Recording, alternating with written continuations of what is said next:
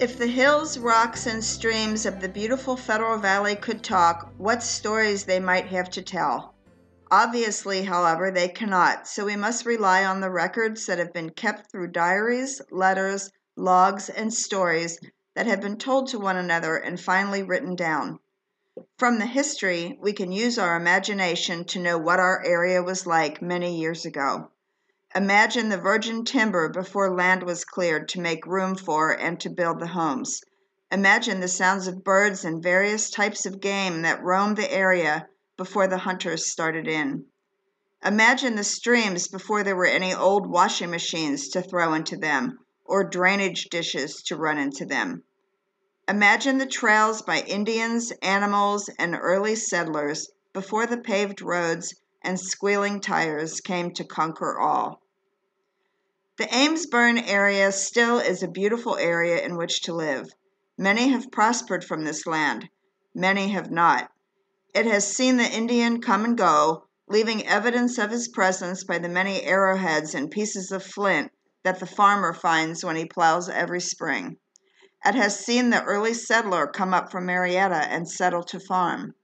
That early settler was a curious man, an educated man, one who wanted to learn more, as has been evidenced by the founding of the Coonskin Library and such institutions as Ohio University, the oldest in the Northwest Territory. The land has seen hard-working men who have not been afraid to dirty their hands, men who have not been afraid to stand up for what they believed. For instance, the Underground Railway went through this section of Ohio. There were various caves in the area where slaves were sheltered as they made their way north to Canada. Eli Brown was one of the conductors who sheltered slaves. His home and farm are now owned by Mr. and Mrs. Harold Henry. The land has seen courageous men who went to war when it was necessary. Ori Woolley often told of his father who marched with Sherman to the sea in the Civil War. When his father got out of the army, he had to make his way home the best way he could. He walked, of course, and he got food, bread, and crocks of water, asking at farmhouses. The land has seen many people and many changes over the years. We call it progress. We call it modernization. We may think that it is good, but we must realize that with the progress, we have lost a great deal. Perhaps we can bring some of that back by reading the many selections that the good people of this area have worked so hard and researched to write for us. As you read them, use your imagination, and it might seem that those old hills are telling you their story. Mrs. Lloyd Payton, Ames Township.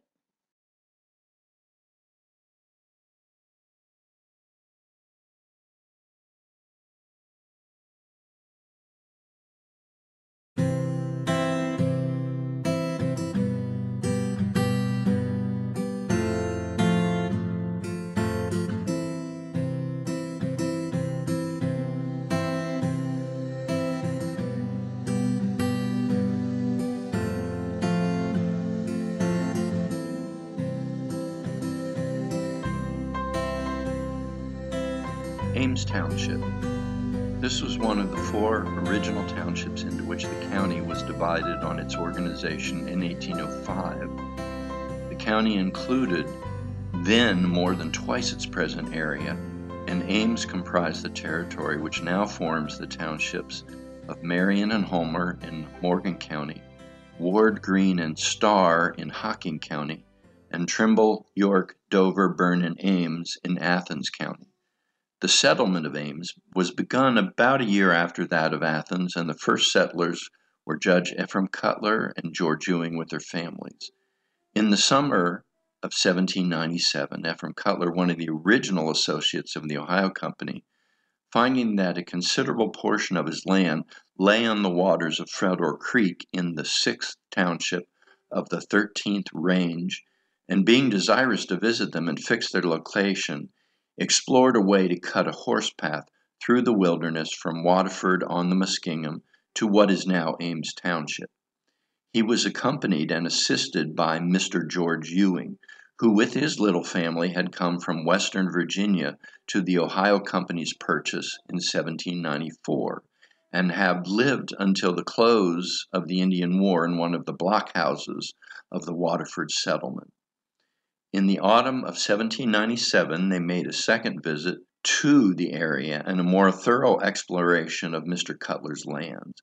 They found a fertile region, heavily timbered, well watered, and abounding in game. Traces of buffalo and elk showed that they were not yet exterminated, and deer, bears, wild turkeys, and smaller game were found in great abundance. Wolves and panthers were very numerous and continued for many years to be a source of annoyance and danger. The result of their second visit to the valley of Federal Creek was a determination to locate there. Mr. Ewing brought his family out in March of 1797 and settled on what is now known as the Thomas Gardner Farm. It was nearly a year later that Judge Cutler and Captain Brown brought their families over from Waterford. The domestic effects and portability of property of the families were loaded into large canoes and sent, in the charge of Captain Brown, down the Muskingum and Ohio rivers to the mouth of the Hockhocking, and up that stream to Federal Creek, a distance of about 80 miles. The women and children, on horseback, were escorted by Mr. Cutler through the pathless woods and over the hills to their new home. In a narrative written a few years later, Mr. Cutler thus refers to this journey. I, with my 4 horses, took Mrs. Brown and Mrs. Cutler and all our children to go 20 miles through an entire wilderness to our new home. Night overtook us before we were able to cross Sharp's Fork of Federal Creek, and we were obliged to encamp. We experienced a very rainy night. The creek in the morning was rapidly rising.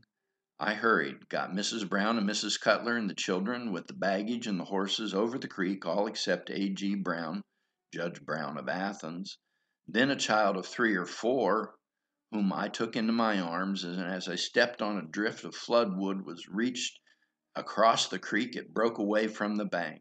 We were in danger, but a gracious providence preserved us, and we got safely across. We arrived at our camp near where we built our cabin on May 7, 1799.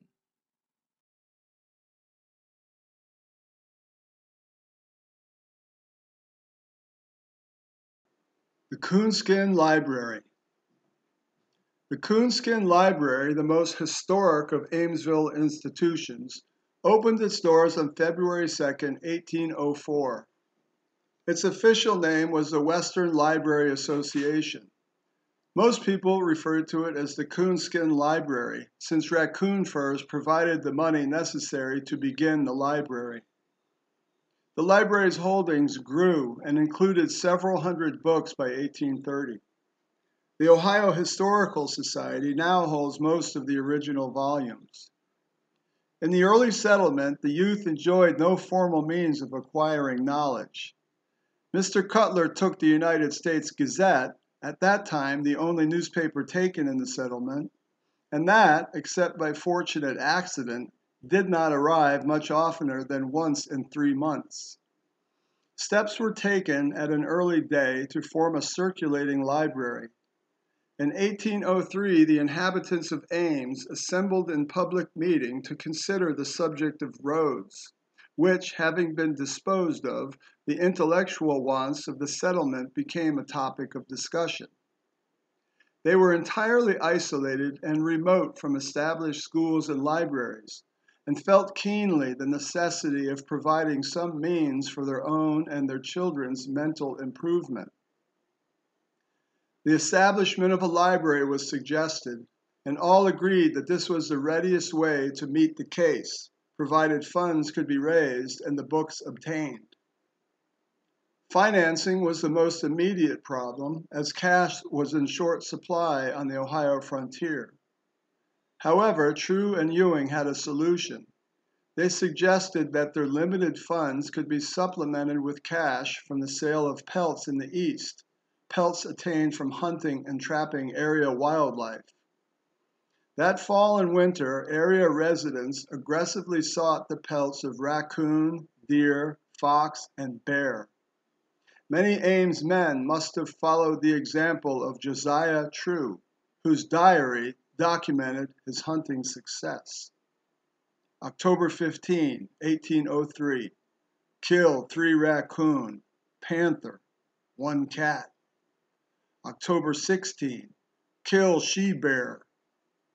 February 15, 1804, went hunting, 12 bears.